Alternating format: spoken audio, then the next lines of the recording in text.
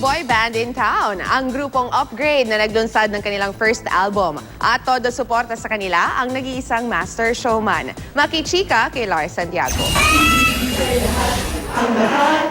Kung talento at papugian ang pag-uusapan, hindi magpapatalo ang boy band ng walang tulugan na Upgrade.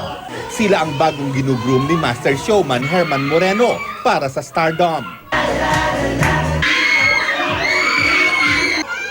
Inilunsad na ang kanilang unang album at ini-announce na ring may concert sila sa Music Museum sa December 4. Sobrang saya po namin na ito na po yun first major concert at album launch. Yun po yung pinakang hinihintay po talaga namin. Hindi siyempre nawala si Kuya Germ sa event na ito ng kanyang mga anak-anakan. Itong Upgrade, ito nga isa sa kanilang membro ang nakaisip mag-compose.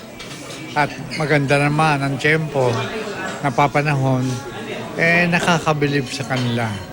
At itong grupo na may pagmamalaki ko na marunong makinig sa advice. Ipinagmamalaki ng Upgrade na kapatid nila sa walang tulugan si Ken Chan na hinahangaan dahil sa husay sa pagganap bilang Destiny Rose sa afternoon prime ng GMA.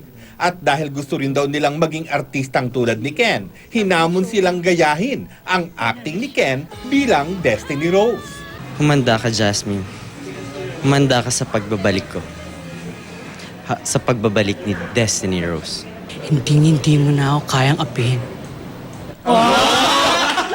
War Santiago, updated sa showbiz happening.